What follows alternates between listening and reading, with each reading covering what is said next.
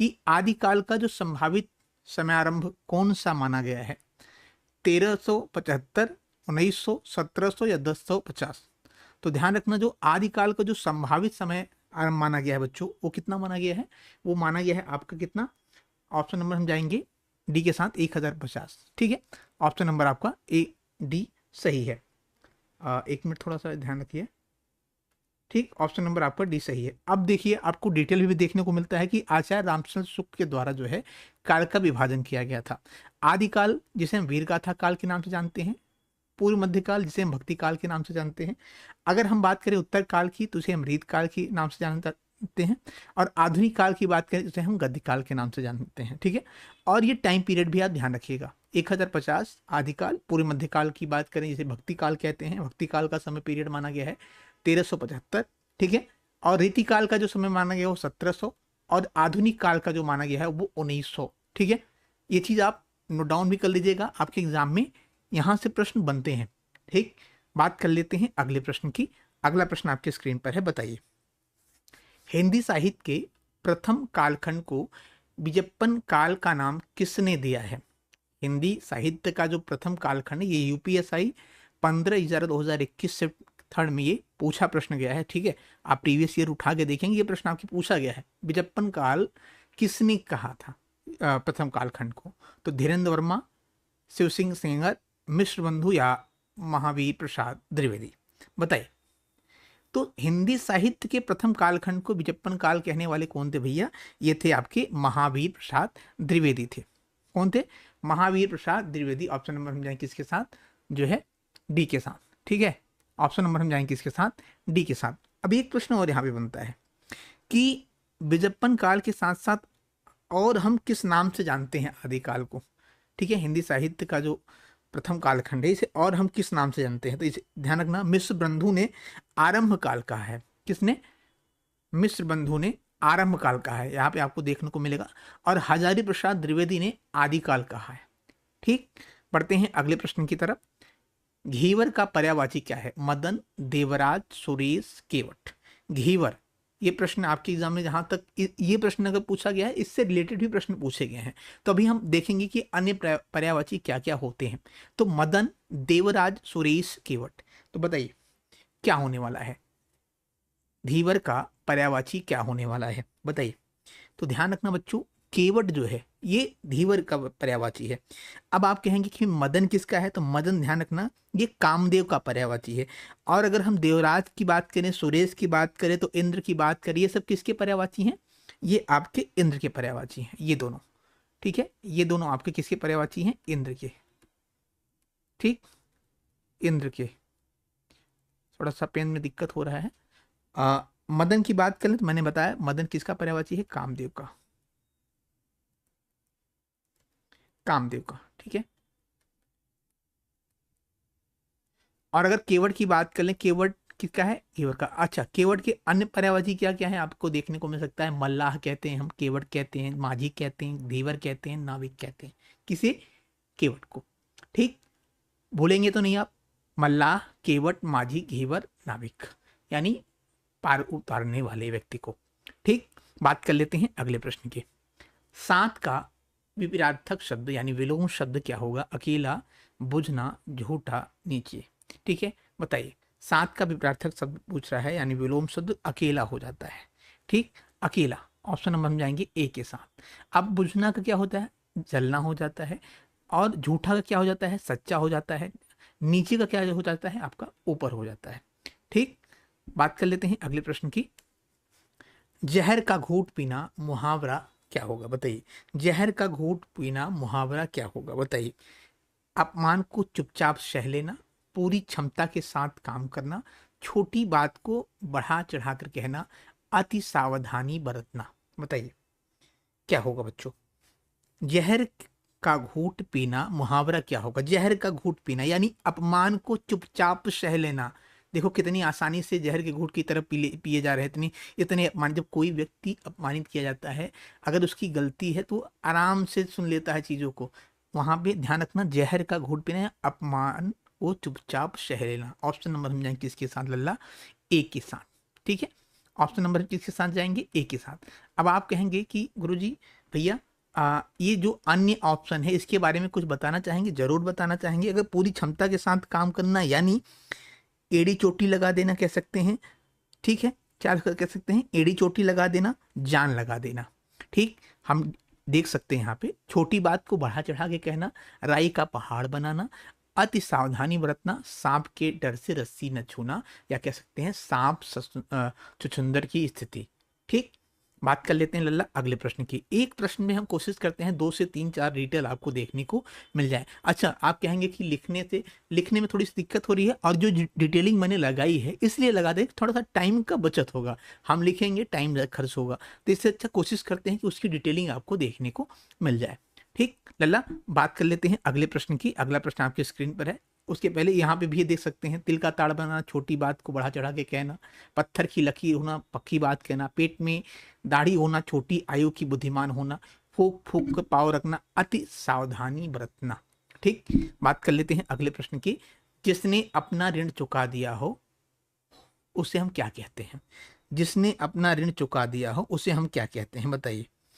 जिसने अपना ऋण चुका दिया हो, निर्भय, सुलभ, उत्थान या उऋण, तो उसे हम उऋण कहते हैं। ऑप्शन नंबर हम जाएंगे किसके साथ बच्चों, ए के साथ। ठीक है, ए के साथ। अब आप कहेंगे तो निर्भय किसे कहते हैं, तो जो भय से रहित हो, यानी जो डर से रहित हो, ठीक है, उसे हम निर्भय कहते हैं। सुलभ किसे कहते हैं, जो आसानी से प्राप्त किया जा सके। ठीक है, उत्थान की बात कर ले तो उठना या उन्नति की ओर बढ़ना, उसे हम उत्थान कहेंगे। आप यहाँ पे डिटेल मैंने लगा दिया है, आप ये भी देख सकते हैं। बात करते हैं अगले प्रश्न की। अगला प्रश्न है, रावण शब्द का पर्यायवाची नहीं है। द्विज, लंकेश, लंकापति, दशानन। दशानन रावण को कहते हैं, लंकापति भी रावण को कहते हैं, लंकेश भी रावण को कहते हैं, लेकिन द्विज किसे कहते हैं, ब्राह्मण को कहते हैं। किसे कहते हैं, ये ब्राह्मण का पर्यायवाची है। ठीक है, ऑप्शन नंबर हम जाएंगे ए के साथ। ये जो है आपका रावण का पर्यायवाची नहीं है। अब आप कहेंगे भैया तो द्विज के और क्या क्या पर्यायवाची हो सकते हैं, तो ब्राह्मण मैंने बता ही दिया, ब्रह्मज्ञानी कहते हैं, वेद पंडित कहते हैं, अवेदविद कहते हैं, पंडित कहते हैं, विप्रा कहते हैं किसी ब्राह्मण को। रावण को लंकेश, लंकापति, दशानन, दस कंधर, दस वदन, दस शीश, ये किसे कहते हैं, ये रावण को कहते हैं। ठीक है, आप ये डिटेलिंग देख सकते हैं। बढ़ते हैं अगले प्रश्न की तरफ। भारत के प्रथम राष्ट्रीय कवि कौन है? मैथिली शरण गुप्त। बहुत ही इंपॉर्टेंट प्रश्न है, इसे आप नोट डाउन भी कर लीजिएगा। काफी बार बच्चों ये प्रश्न आपके एग्जाम में पूछा गया है। ठीक है, ये प्रश्न आपके लिए बहुत महत्वपूर्ण है कि भारत के प्रथम राष्ट्रीय कवि कौन है? मैथिली शरण गुप्त, हरिशंकर परशाई, सुभद्रा कुमारी चौहान, या आपके जगदीश चंद्र। तो बात कर लेते हैं कि भारत के प्रथम राष्ट्रीय कवि की बात हो रही है तो मैथिली शरण गुप्त हैं। कौन भैया? मैथिली शरण गुप्त जो है भारत के प्रथम राष्ट्रीय कवि हैं। ठीक है, अब बात आई है यहाँ पे मैथिली शरण गुप्त की कुछ प्रमुख रचनाओं के बारे में, तो हमने डिटेलिंग लगा रखा है कि जयद्रथ, साकेत, पंचवटी, ठीक है, यशोधरा, तो आप यशोधरा काफी बार पूछा गया, ध्यान रखना। जय भारत भी काफी बार पूछा गया है, विष्णुप्रिया भी पूछा गया है, रत्नावली पूछा गया है। ये सब किसकी रचना है? ये आपके राष्ट्रीय कवि मैथिली शरण गुप्त की हैं। अच्छा, एक प्रश्न और ध्यान रखना लल्ला, इनको दद्दा के नाम से भी जाना जाता था। किसको? मैथिली शरण गुप्त को दद्दा के नाम से भी जाना जाता था लल्ला। ठीक है, किस नाम से? दद्दा के नाम से। सॉरी, एक मिनट, थोड़ा सा हाँ, मैथिली शरण गुप्त को जो है दद्दा के नाम से भी जाना जाता था। किस नाम से? दद्दा। ठीक, दद्दा के नाम से भी जाना जाता है। अच्छा, इनको राष्ट्रीय कवि किसने कहा, ये पूछ सकता है, तो ध्यान रखना, इनको राष्ट्रीय कवि जो है महात्मा गांधी जी ने कहा था। राष्ट्रीय कवि किसने कहा? महात्मा गांधी जी। महात्मा गांधी जी ने कहा था राष्ट्रीय कवि इनको, मैथिली शरण गुप्त को। और ध्यान रखना, इनकी एक रचना है भारत भारती, जो स्वतंत्रता संग्राम के लिए बहुत महत्वपूर्ण भूमिका निभाई थी। ये चीज आप ध्यान रखें जानकारी के लिए कि इनकी जो भारत भारती रचना है बहुत महत्वपूर्ण रचना है, पूछा भी गया है। वो भारत के आज़ादी के समय स्वतंत्रता में जो है बहुत महत्वपूर्ण भूमिका निभाया गया था। ठीक है, उसी के बाद जो है महात्मा गांधी जी के द्वारा इनको राष्ट्रीय कवि की उपाधि दी गई। ठीक है, इनको जो है भारत पद्म भूषण से भी सम्मानित किया गया है। अच्छा, एक चीज और ध्यान रखना बच्चों, अगर पूछ ले कि हरिशंकर परसाई के बारे में एक प्रश्न पूछा गया था पिछली एग्जामों में कि जो है हिंदी साहित्य का व्यंग शिखर पुरुष किसे माना जाता है, तो वो हरिशंकर परसाई को माना जाता है। ठीक, ये चीज ध्यान रखिएगा। बात कर लेते हैं अगले प्रश्न की। नमक मिर्च में समास, द्वंद्व समास, कर्मधारय समास, अव्ययी भाव समास या बहुब्रीहि समास। तो लल्ला ध्यान रखना, जब भी कभी भी आपको योजक चिन्ह, योजक चिन्ह यानी ये जो चिन्ह बीच में आपको दिख रही है, इसी को हम क्या कहते हैं, योजक चिन्ह कहते हैं। ठीक है, योजक चिन्ह, कभी भी आपको योजक चिन्ह देखने को मिल जाए, आप आंख बंद करके द्वंद्व समास पे टिक कर दीजिएगा। ठीक है, क्या करेंगे, द्वंद्व समास पे टिक कर देंगे। अच्छा, तो अब आप कह सकते हैं भैया आप ये बताइए कि कर्मधारय समास के पहचानने का तरीका क्या है, अव्ययी भाव समास को पहचानने का तरीका क्या है, और आपके बहुब्रीहि समास को पहचानने का तरीका क्या है। ठीक है लल्ला, अगर कर्मधारय समास की अगर हम बात कर लें तो ध्यान रखना, जब कभी भी विग्रह करते समय दोनों पदों के बीच में के समान की बात आए, या है, या जो, या रूपी, इन सब की बात आए, तो ध्यान रखना आंख बंद करके आप जो है कर्मधारय पे टिक कर दीजिएगा। जैसे मैंने बताया, क्या क्या बताया, मैंने बताया कि के समान, ठीक है, क्या बताया मैंने भैया, के समान, के समान, ठीक है बेटा, के समान भैया। और क्या बताया मैंने, के है जो, ठीक है, सॉरी, है जो, यानी देखो अब यहाँ पे उदाहरण अगर हम देखें तो चरण कमल, चरण कमल यानी जिनके चरण जो है कमल के समान हैं, उन्हें हम क्या कहेंगे, चरण कमल। किसे कहते हैं, भगवान विष्णु को कहते हैं। ठीक, चरण कमल यानी कर्मधारय समास। आई बात समझ में। अव्ययी भाव समास के पहचानने का तरीका क्या है, जब भी आपको समास विग्रह करने पे लल्ला आ, यथा, भर, अनुप्रति, ठीक है, ब, हर, ये सब देखने को मिल जाए, या कह सकते हैं उपसर्ग देखने को मिल जाए।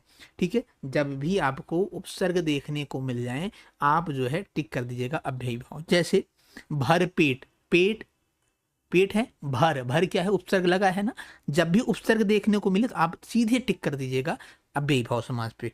ठीक है, यथास्थान, यथा स्थान के पहले क्या लगा है, यथा, यथा क्या लगा है बेटा, भैया एक मिनट हम लिख लेते हैं, यथास्थान, यथा ये क्या है, उपसर्ग हो गया, स्थान, यथास्थान हो गया बच्चा, यथा स्थान यानी उसके पहले जब हम क्या लगा हो, उपसर्ग लगा हो, तो वहां पे हम अव्ययी भाव कहेंगे। और बहुब्रीहि की बात करें, जिस समास में आपकी क्या होते हैं, दोनों पदों के माध्यम से क्या होते हैं, एक नया विशेष पद यानी तीसरा पद बने, तो वहां पे आपका क्या हो जाएगा, बहुब्रीहि समास। जैसे दशानन, अभी मैंने आपको बताया था, दशानन किसे कहते हैं, लंकेश को। ठीक है, जिसके 10 शीश हो, 10 शीश वाले। चतुरानन, ठीक है, चतुर्भुज, चतुर्भुज जिसके 4 भुजा हों, ठीक है, भगवान विष्णु कह सकते हैं। तो ये चतुर्भुज किसे कहा गया, भगवान विष्णु, यानी जिसका समास विग्रह करने पे एक अलग अर्थ निकले, वहां पे बहुब्रीहि समास हो गया। आशा करते हैं आपको समझ में आया होगा। अगला प्रश्न है, तरिन, तनुजा, तट, तमाल, तरुवर, छाये में कौन सा अलंकार है। ठीक है, यमक, रूपक, श्लेष, अनुप्रास। बताइए, यमक, रूपक जो है, श्लेष, अलंकार। अब थोड़ा सा हम तेजी से चलेंगे तो ध्यान रखना इसमें अनुप्रास अलंकार है। कौन सा अलंकार है, अनुप्रास अलंकार है। ठीक है बच्चों, अनुप्रास अलंकार है। अनुप्रास अलंकार क्या है हम समझ लेते हैं कि अनुप्रास अलंकार जहां एक वर्ण की बार बार हो और वहां अनुप्रास यानी जो वर्ण बार बार है, जैसे मधुर, मधुर मुस्कान मरोहन, मनुज वेश का उजियाला, मधुर, मधुर मुस्कान, मधुर, मधुर जो शब्द यहाँ पे देखो वर्ड है, ये बार बार आ रहा है, यानी जो बार बार आए तो वहां पे अनुप्रास अलंकार हो जाता है। ठीक है, सॉरी ये प्रश्न आपका रिपीटेड हो गया है, इसके लिए माफी चाहेंगे। ठीक, अब श्लेष अलंकार क्या है देख लेते हैं। जहां एक शब्द एक ही बार प्रयुक्त होने पर दो या दो तीनों अर्थों का ज्ञान हो, वहां क्या हो सकता है आपका श्लेष अलंकार, यमक अलंकार आपने देख ले रहे हैं, और रूपक। ठीक, बात करते हैं प्रश्न पे। मेरे तो गिरधर गोपाल दूसरो ना कोई, जाके श्री मोर मुकुट मेरो पति हो। इस पंक्ति में कौन सा रस है, पूछ रहा है, कौन सा रस है बताइए, इस पंक्ति में कौन सा रस है। तो इसमें ध्यान रखना लल्ला, श्रृंगार रस है। कौन सा रस है, श्रृंगार रस है। ठीक है, अब कहेंगे कि श्रृंगार रस क्या होता है, जब नायक नायिका, पति पत्नी, या कह सकते हैं प्रेमिका और प्रेमियों की बीच जब मिलने या बिछुड़ने की बात हो रही हो तो वहां पे आपका क्या हो जाएगा, श्रृंगार रस हो जाएगा। हास्य, जब हास्य प्रमोद की बातें चल रही हो तो हास्य रस हो जाएगा। करुण की बात, यानी जब करुणा भाई मतलब रोने धोने की बात हो रही हो तो करुण हो जाएगा। ठीक है, बात कर लेते हैं अगले प्रश्न की। हिम किरंटिनी किसकी रचना है? हिम किरंटिनी किसकी रचना है? तो ये रचना अगर बात कर लें तो माखनलाल चतुर्वेदी की है। ठीक है, किसकी रचना है भैया? माखनलाल चतुर्वेदी की है। ऑप्शन नंबर हम जाएंगे किसके साथ? ए के साथ। ठीक, ए के साथ। आई बात समझ में? अब अन्य रचनाओं के बारे में हम देख लेते हैं इनके, तो ध्यान रखना। हिम तरंगिनी, युग चरण, स्पर्श स्मरण, ज्वार माता, वीडु गुजे धरा, ये सब किसकी रचनाएं हैं? माखनलाल चतुर्वेदी के। कृष्णा अर्जुन युद्ध, साहित्य के देवता, समय के भाव, अमीर इरादे, किसके हैं? माखनलाल चतुर्वेदी के हैं। ठीक है, बात कर लेते हैं अगले प्रश्न की। रामधारी सिंह दिनकर को भारतीय ज्ञानपीठ पुरस्कार प्राप्त कब हुआ था? बताइए। किसके लिए हुआ था पूछ रहा है। रश्मिरथ के लिए, परशुराम की प्रतीक्षा, कुरुक्षेत्र या उर्वशी के लिए? तो ये किसके लिए हुआ था भैया? ये उर्वशी के लिए हुआ था। उर्वशी के लिए इनको क्या मिला था? ज्ञानपीठ पुरस्कार मिला था। ठीक है, किसके लिए? उर्वशी के लिए। अच्छा, कब मिला था? 1972 में मिला था। कब मिला था भैया? 1972 में मिला था। ठीक है, ध्यान रखना, 1972 में इन्हें उर्वशी के लिए भारतीय ज्ञानपीठ पुरस्कार दिया गया था। अब इनकी कुछ अन्य रचनाएं आपको जानने के लिए जानना चाहिए। देख सकते हैं कि रश्मिरथ, कुरुक्षेत्र, उर्वशी, परशुराम की प्रतीक्षा, हुंकार, रेणुका, द्वापर, सामधेनी, संस्कृत के 4 अध्याय, ये गद्य रचनाएं हैं आपके। अर्धनारीश्वर, ठीक है, ये सब किसकी रचनाएं हैं? ये सब आपके रामधारी सिंह दिनकर की रचना है। बात कर लेते हैं अगले प्रश्न की। दिए गए विकल्पों में ग्रामगत में कौन सा समास है? तो ग्रामगत की बात हो रहा है। द्वंद्व, तत्पुरुष, कर्मधारय या अव्ययी भाव समास? बताइए अब कौन सा समास है? बच्चों ध्यान रखना एक चीज कि जब भी आपके समास विग्रह करने पर कारक चिन्ह देखने को मिल जाए वहां पे क्या हो जाएगा? आपका द्वंद्व समास। ठीक, तो ये सॉरी तत्पुरुष समास, माफी चाहिए, तत्पुरुष समास। तो इस प्रश्न का सही जवाब क्या होगा? आपका तत्पुरुष समास हो जाएगा। ठीक है, कारक चिन्ह देखने को मिले, का, के, से, की, लिए, के लिए, से, का, की, में, पर, इन सब का जब लोप चिन्ह दिखे आपको समास विग्रह करने पर, जैसे शरणागत, शरण को आया हुआ, अकाल पीड़ित, अकाल से पीड़ित, तुलसी के, तुलसी के द्वारा रचा हुआ। ठीक है, जब ये सब बीच में समास विग्रह करने पे क्या आ रहा है? कारक चिन्ह आ रहा है। ठीक, बात कर लेते हैं अगले प्रश्न की। सॉरी, कामायनी के रचनाकार कौन है? कामायनी के रचनाकार मैथिली शरण गुप्त, रामदेव त्रिपाठी, रामधारी सिंह दिनकर, जयशंकर प्रसाद। कामायनी किसकी रचना है पूछ रहा है। तो कामायनी की बात कर लें तो ये जयशंकर प्रसाद जी की रचना है। बहुत प्रमुख रचना मानी गई है और ये काफी बार आपके एग्जाम में पूछा भी गया है। ठीक है, कामायनी किसकी रचना है? जयशंकर प्रसाद की। अब जयशंकर प्रसाद की रचना है तो मैथिली शरण गुप्त की कुछ रचनाएं अगर हम देख लें तो भारत भारती हो गया, अभी मैंने चर्चा किया था आपसे, साकेत, जयद्रथ, वध, यशोधरा, ये सब किसकी रचना है? मैथिली शरण गुप्त के। राम नरेश त्रिपाठी की अगर बात करें तो मानसी, पथिक, मधुगीत, ये किसके हैं? आपके जो है राम नरेश त्रिपाठी के हैं। रामधारी सिंह दिनकर की बात करें तो हुंकार, कुरुक्षेत्र, रश्मिरथ और जयशंकर की कामायनी और अन्य रचनाएं हैं तो हम आगे जो है कवर करेंगे। बात कर लेते हैं अगले प्रश्न की। श्याम सोता है में क्रिया क्या है? ऋणार्थक, अकर्मक, सकर्मक या द्विकर्मक? श्याम सोता है पूछ रहा है, तो अकर्मक या सकर्मक या द्विकर्मक? तो इसमें क्या है? अकर्मक है। अब कहेंगे अकर्मक होता क्या है भैया, कि अकर्मक क्या होता है? तो अकर्मक जहां क्या, किसे, किसको इत्यादि का क्या हो, प्रश्न के उत्तर ना मिले तो वहां पे क्या हो जाता है? अकर्मक क्रिया हो जाता है। जैसे गीता गाती है, मोहन बच्चा खेलता है, ये सब क्या है? ये सब आपकी अकर्मक क्रिया है। ठीक, बात कर लेते हैं अगले प्रश्न की। परिसर का पर्यायवाची शब्द क्या होगा? पिता, तात, वलिद, सेवक। परिचर का, तो परिचर का जो है बच्चा आपका अगर पर्यायवाची पूछ ले तो ध्यान ध्यान रखना, सेवक हो जाता है। क्या हो जाता है? सेवक। परिचर हम सबके परिचर हैं, परिचक हैं। ठीक है, परिचर हैं। पिता, तात, वलिद, अगर पिता, तात, वलिद की बात करें तीनों क्या हैं? ये जनक के पर्यायवाची हैं, कह सकते हैं पिता के पर्यायवाची हैं। ठीक, सेवक के पर्यायवाची और क्या क्या हो सकते हैं? तो नौकर होता है भैया आपका, क्या होता है? नौकर होता है। ठीक है, और परिचारक होता है, चेरा हो जाता है, चाकर हो जाता है, किंकर हो जाता है, अनुचर हो जाता है, परिचर हो जाता है। ठीक है, किसके हैं? परिचर के। निम्नलिखित में से कौन छायावादी कवि है? भारत भूषण अग्रवाल, तुलसीदास, सुमित्रानंदन पंत या नागार्जुन? इसमें क्या पूछ रहा है? छायावादी कवि। तो छायावादी की बात कर लें तो कौन है भैया? ये है आपके सुमित्रानंदन पंत जी जो है ये छायावादी कवि माने जाते हैं। ठीक है, अगर बात कर लें इनकी कुछ रचनाएं जो आपके लिए बहुत महत्वपूर्ण हैं तो ध्यान रखना, सुमित्रानंदन पंत की जो काला और बूढ़ा चाँद है, इसके लिए इनको क्या मिला था? साहित्य अकादमी पुरस्कार 1961 में मिला था। ठीक है, इनकी अगर रचनाओं की बात करें तो पल्लव हो गया, गुंजन हो गया, युगांत हो गया, युगवाड़ी हो गया और लोकायतन हो गया। ये किसकी रचनाएं हैं? ये आपके सुमित्रानंदन पंत की रचना है। अगला प्रश्न करा, निम्नलिखित में से जो है समूह के लिए उपयुक्त शब्द बताइए। किसी के पीछे चलने वाला, गामी, आगामी, अवगामी या अनुगामी? बताइए, किसी के पीछे चलने वाला। तो किसी के पीछे चलने वाले को हम क्या कहते हैं भैया? अनुगामी। ठीक है, अनुगामी कहते हैं। ठीक है, गामी क्या है भैया? तो गामी यानी जाने वाला। ठीक है, आगामी क्या है?